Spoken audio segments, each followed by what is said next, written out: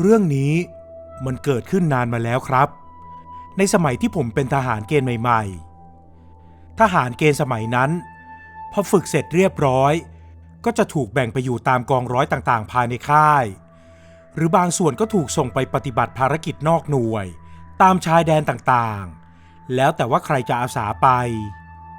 นอกจากนี้ยังมีทหารเกณฑ์ส่วนหนึ่งไม่กี่คนที่จะถูกส่งไปอยู่บ้านนายการไปอยู่บ้านนายก็คือการไปทำความสะอาดปัดกวาดเช็ดถูบ้านรวมถึงการตัดหญ้าตัดแต่งกิ่งไม้ภายในบริเวณรอบบ้านด้วยตอนที่เขาถามว่าใครอยากไปอยู่บ้านนายหลังที่ผมจะเล่าถึงนี้เชื่อไหมครับว่าคนตั้งเกือบร้อยไม่มีใครยกมือสักคนด้วยความแปลกใจผมจึงถามรุ่นพี่ซึ่งเขาน่าจะรู้ดีเกี่ยวกับบ้านนายหลังนั้นทำไมถึงไม่มีใครอยากไปอะพี่งานหนักเหรอโอ้ยสบายจะตายทำงานไม่ต้องตากแดดนายก็ใจดีด้วยแล้วทำไมถึงไม่มีใครอยากไปอะครับผมถามย้ำอีกครั้งแต่เขาบ่ายเบี่ยงไม่ยอมตอบเหมือนไม่อยากให้ผมรู้อะไรบางอย่างแล้วยุให้ผมยกมือไปเลยเพราะถ้าไม่มีใครอาสาก็ต้องสุ่มไปสักคนหนึ่งผมลองนั่งคิดดูว่าอยู่ที่ค่ายก็ทำงานหนักไม่ไหวสู้ไปอยู่บ้านนายอย่างสบายดีกว่าจึงยกมืออาสาไปโดยที่หารู้ไม่ว่านั่นเป็นการตัดสินใจที่แย่ที่สุดในชีวิตของผมครั้งหนึ่งเลยก็ว่าได้ครับคือเรื่องมันมีอย่างนี้ครับบ้านนายหลังนี้อยู่ในหมู่บ้านจัดสรรที่จังหวัดเชียงรายเป็นบ้านหลังใหญ่รอบบ้านเป็นสวนหย่อมและมีต้นไม้ขึ้นรอบๆบรรยากาศเหมือนบ้านในหมู่บ้านจัดสรรทั่วไปเลยครับวันที่ไปถึงก็มีรุ่นพี่ชื่อเอที่มาอยู่ก่อนหน้าคอยต้อนรับอย่างดีแล้วก็พาเข้าไปในบ้านไปสวัสดีนายกับคุณนายแล้วทั้งสองก็สอบถามประมาณว่าผมเป็นคนที่ไหนเป็นทหารกี่ปีเรียนจบอะไรมาซึ่งผมก็ได้ตอบไปตามที่ถามนั่นแหละครับว่าผมเป็นคนเชียงใหม่จบแค่ม.6 แล้วก็เป็นทหาร2 ปีจากนั้นคุณนายได้บอกว่าอยู่ที่นี่ก็สบายๆเป็นกันเองแต่มีคำถามหนึ่งที่แกถามว่าเป็นคนขี้กลัวไหมผมที่ไม่เข้าใจคำถามก็ตีหน้างงก่อนที่นายจะพูดตัดบทว่าไม่มีอะไรหรอกถามไปอย่างนั้นแหละพอพูดคุยกันเสร็จพี่เอก็พาผมเอากระเป๋าสัมภาระไปเก็บที่ห้องพักของทหารซึ่งเป็นห้องเล็กๆอยู่ตรงข้างบ้านหลังจากเก็บของเข้าที่เข้าทางเรียบร้อยแล้วก็ค่ำพอดีวันแรกยังไม่ได้เริ่มทำงานผมกับพี่เอจึงมานั่งเล่นกันที่เก้าอี้หน้าห้องพักทหารผมนึกถึงเรื่องก่อนที่จะมาได้จึงถามพี่เอพี่ทำไมถึงไม่มีใครอยากมาที่นี่อ่ะพี่เอหันมองหน้าผมแล้วรู้ไหมครับว่าคำแรกที่เขาพูดทำเอาผมถึงกับเหวอไปแวบหนึ่งเลยแล้วเขาก็ถามกลับด้วยน้ำเสียงจริงจังน้องเป็นคนกลัวผีไหมผมสะอึกก่อนจะตอบไปอย่างทีเล่นทีจริงประมาณว่าเกิดมายังไม่เคยเห็นผีถ้าเห็นจริงก็ดีเลยจะได้ขอหวยแล้วพี่เอก็หัวเราะหึพูดออกมาเบาๆจนแทบจะไม่ได้ยินเดี๋ยวได้เจอของจริงแน่ผมได้ยินประมาณนี้ครับแต่ก็ไม่ได้สนใจอะไรไปมากกว่านี้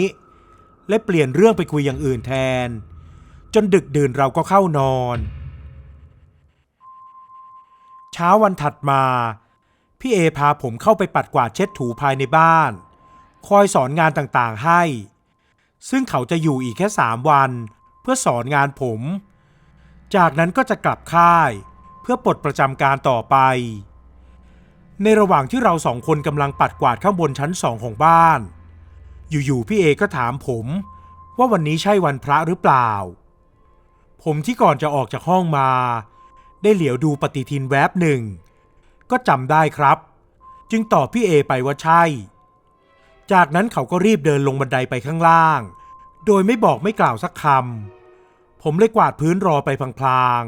ๆระหว่างนั้นผมก็ได้ยินเสียงกุกกักเหมือนคนทำของตกอยู่ในห้องหนึ่ง ซึ่งเป็นห้องที่พี่เอบอกไว้ก่อนหน้าแล้วว่าเป็นห้องของพี่สาวคุณนายแต่ผมไม่ได้สนใจอะไรไม่นานพี่เอก็เดินขึ้นมาพร้อมกับถาดของกินในถาดเต็มไปด้วยอาหารหวานคาวที่ใส่ถ้วยมาอย่างดีพี่เอใช้ให้ผมเปิดประตูห้องของพี่สาวคุณนายแล้วเขาก็ยกถาดเข้าไปวางไว้บนโต๊ะข้างๆประตูผมที่เหลือบมองไปรอบๆห้องก็พบว่าไม่มีใครอยู่ของต่างๆภายในห้องถูกจัดเรียงไว้อย่างเป็นระเบียบเรียบร้อยก็เลยนึกแปลกใจว่าเมื่อตะกี้ยังได้ยินเสียงเหมือนมีคนอยู่ในห้องอยู่เลยผมจึงถามพี่เอครับพี่สาวคุณนายไม่อยู่หรอพี่เอตอบว่าไม่อยู่แล้วรีบดึงมือผมออกมาจากห้องพร้อมกับปิดประตูทันทีแล้วตอนที่เดินลงบันไดก็ย้ำกับผมอีกทีว่าถ้าเป็นวันพระเมื่อไหร่ก็ให้ผมเอาถาดใส่อาหารเข้าไปวางไว้ในห้องพี่สาวคุณนายเหมือนอย่างที่เขาทำผมก็รับปากครับเพราะเข้าใจว่าเป็นการเอาของกินขึ้นไปให้พี่สาวคุณนายก็แค่นั้นไม่ได้คิดว่ามันจะมีอะไรลึกลับไปมากกว่านี้จนมันมีเรื่องที่ทำให้แปลกใจมากขึ้นไปอีกก็คือเมื่อถึงตอนเย็นซึ่งนายกับคุณนายออกไปทำธุระข้างนอกพี่เอบอกให้ผมกวาดใบไม้หน้าบ้านรอ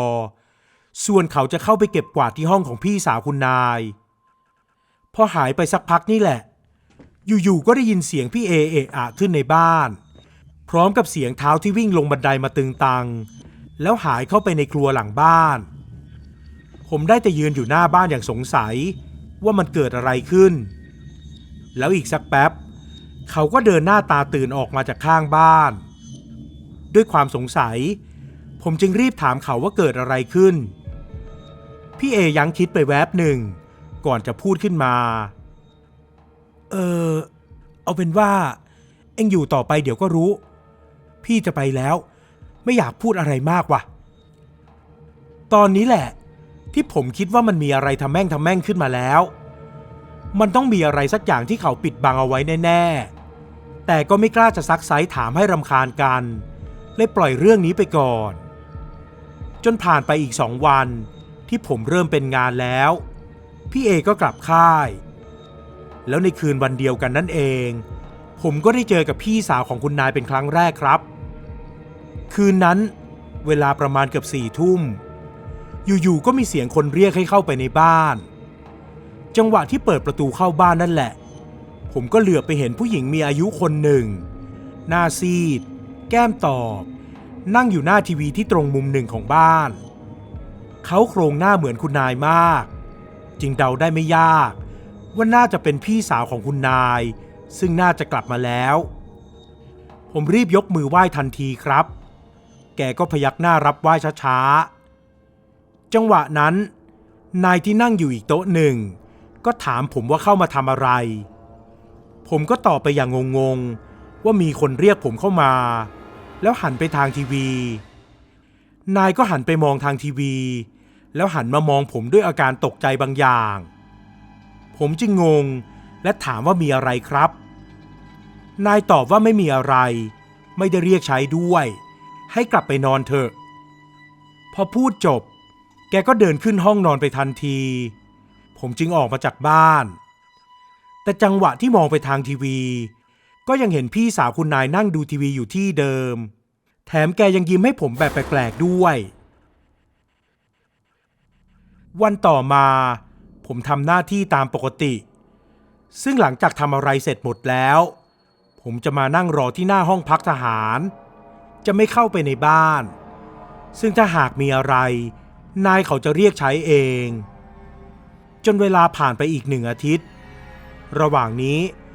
เวลาที่นายเรียกเข้าไปในบ้านผมมักจะเห็นพี่สาวคุณนายมานั่งอยู่หน้าทีวีบ่อยๆและผมก็จะยกมือไหว้แต่น่าแปลกที่ทั้งนายกับคุณนายที่เดินไปเดินมาในบ้านแต่ไม่เห็นมีใครพูดคุยกับพี่สาวคุณนายเลยสักคำซึ่งผมก็เข้าใจว่าคงเป็นเรื่องปกติของคนบ้านนี้ละมั้งแต่แล้วมันก็มาถึงเหตุการณ์ที่ทำให้ผมได้รู้ความจริงทุกอย่างที่เกิดขึ้นในบ้าน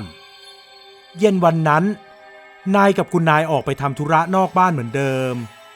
เหลือผมกับพี่สาวคุณนายที่เห็นแวบๆว่าอยู่ในบ้านขณะนั้น ผมกำลังตัดแต่งต้นไม้ที่รั้วบ้านอยู่บังเอิญหางตาเหลือบไปเห็นเงาคนยืนอยู่ที่หน้ากระจกประตูบ้านพอหันไปมองดูให้ถนัดก็พบว่าเป็นพี่สาวของคุณนายมายืนกวักมือเรียกผมนั่นเองผมจึงวางกรรไกรตัดหญ้าไว้ก่อนแล้วเดินเข้าบ้านไปหาแต่พอเดินไปถึงตรงประตูกระจกก็ไม่พบแกแล้วเหลียวมองไปทั่วบ้านก็ไม่พบใครซึ่งสภาพคนแก่ที่งกเงินๆอย่างแกไม่น่าจะเดินไปไหนได้ไวขนาดนั้นแต่แล้วขณะที่ยืนอยู่ตรงบริเวณประตูกระจกนั่นเองผมก็ได้กลิ่นสาบแปลกๆไม่เหม็นไม่หอมกลิ่นคล้ายๆแป้งผสมกลิ่นธูปซึ่งคุ้นๆอยู่เหมือนกันแต่จำไม่ได้ว่าเคยได้กลิ่นนี้ที่ไหนจึงทำได้เพียงเก็บความสงสัยนี้ไว้แล้วออกไปตัดแต่งต้นไม้ที่รั้วต่อแล้วในจังหวะที่ผมจะหยิบกรรไกรขึ้นมาผมก็รู้สึกเสียวข้างหลังแปลกๆทำเอาผมต้องหันขวับไปมองข้างหลังทันทีจังหวะนั้นผมเห็นพี่สาวคุณนายอีกครั้งคราวนี้แกยืนอยู่บนชั้น2ตรงหน้าต่างห้องของแกแล้วกวักมือเรียกผมไอ้หนูมาหาป้าหน่อยผมสะบัดในใจอย่างหงุดหงิดว่าเมื่อกี้ก็เข้าไปหาแล้วจะเดินหนีทำไมวะจากนั้นก็วางกรรไกรแล้วเดินเข้าบ้านไปอีกครั้งผมรีบเดินขึ้นบันไดไปที่ชั้น2พอถึงหน้าห้องก็หยุดรอและพูดบอกแกผมมาแล้วครับป้าเข้ามาได้เลยผมจึงเปิดประตูเข้าไปแล้วจังหวะที่มือจับลูกบิดประตูนั่นเองอยู่ๆผมก็ขนลุกสู้ไปทั้งตัวบางอย่างในใจบอกผมว่าชักจะไม่ดีแล้วแต่ถึงยังไงผมก็ต้องเปิดประตูเข้าไปอยู่ดีจึงค่อยๆหมุนลูกบิดเปิดเข้าไปช้าๆทว่าเมื่อเปิดเข้าไปในห้องก็ต้องประหลาดใจมากเพราะไม่มีใครอยู่ในห้องเลยแล้วพี่สาวคุณนายก็หายไปไหนไม่รู้ทั้งที่ได้ยินเสียงแกอยู่ในห้องเต็ม2 หูแท้ๆผมยืนอึ้งไปครู่หนึ่งก่อนจะรู้ตัวตอนนั้นเองว่าได้กลิ่นสาบแป้งผสมกลิ่นธูปเหม็นคละคลุ้งไปทั่วห้องที่จริงมันเป็นกลิ่นในห้องของคุณป้านี่เองมันทำเอาผมเริ่มมึนหัวจึงตัดสินใจจะเดินออกจากห้อง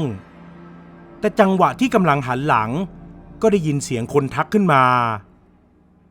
เอ็งลืมอะไรหรือเปล่าลูกผมหันขวับไปมองอย่างตกใจแล้วก็แทบไม่อยากจะเชื่อสายตาเมื่อเห็นพี่สาวคุณนายอีกครั้งแต่คราวนี้แกอยู่ข้างนอกหน้าต่างโผล่ขึ้นมาแค่ช่วงเอวซึ่งตรงนั้นมันไม่มีระเบียงผมจำได้ติดตาเลยครับว่าใบหน้าของแกซีดเซียวแก้มตอบดวงตากลวงโบจนดูน่ากลัวผมถึงกับผงะล้มลงกับพื้นที่หน้าประตูก่อนจะรีบตะเกียกตะกายลุกขึ้นแล้ววิ่งลงจากชั้น2ทันทีพอพ้นออกจากบ้านมาผมก็วิ่งออกไปที่สนามหญ้ากลางหมู่บ้านและนั่งอยู่ตรงนั้นจนมืดค่ำจนกลับเข้าบ้านอีกครั้งก็ตอนที่นายกลับมาที่บ้านคุณนายถามผมว่าทำไมถึงไปนั่งอยู่ตรงนั้นจนดึกผมจึงเล่าเรื่องที่เจอมาทั้งหมดให้ฟังแล้วคุณนายก็ทักขึ้นว่าสงสัยคงไม่ได้เอาของกินขึ้นไปไว้ให้เพราะวันนั้นตรงกับวันพระพอดีแกเลยมาทวงพอคุณนายพูดมาแค่นี้ผมก็ตีความได้เองเลยครับว่าพี่สาวคุณนายน่าจะเสียชีวิตไปแล้วเมื่อคิดได้อย่างนั้นผมก็รู้สึกเสียวสันหลังวาบขึ้นมาอีกทีภาพที่แกยืนข้างนอกหน้าต่างยังติดตาผมอยู่เลยจากนั้นคุณนายก็บอกว่าเดี๋ยวจะจัดการเองคืนนั้นผมเลยนอนผวาไปทั้งคืนเลยครับวันต่อมานายก็ทักผมว่าเมื่อคืนเจอดีใช่ไหมผมตอบไปว่าใช่ครับเขาก็ไปเปรยว่าแกตายที่ห้องนั้นแหละเมื่อเดือนก่อนนี่เองเดี๋ยวอยู่ต่อไปอีกหน่อยก็ชินแกไม่ได้ใจร้ายอะไรหรอกพูดแค่นี้นายก็ออกจากบ้านไปถึงตรงนี้ผมก็รู้แล้วว่าทำไมถึงไม่มีใครกล้ามาอยู่บ้านนายหลังนั้นและพี่เอก็คงเจอดีมาก่อนแล้วแต่ไม่อยากบอกเพราะกลัวผมจะหนีกลับและไม่มีใครมาอยู่แทนตั้งแต่นั้นมาทุกๆวันพระ ผมก็เอาถาดของกินขึ้นไปไว้ในห้องของพี่สาวคุณนายตลอดและก็ไม่เห็นแกอีกเลยสุดท้ายพอผ่านไปหลายเดือนก็ถึงเวลาปลดประจำการของผมจึงกลับค่ายแล้วมีรุ่นน้องมาอยู่แทนซึ่งเขาจะพบเจออะไรบ้างนั้นผมเองก็ไม่รู้เหมือนกันครับสวัสดีครับ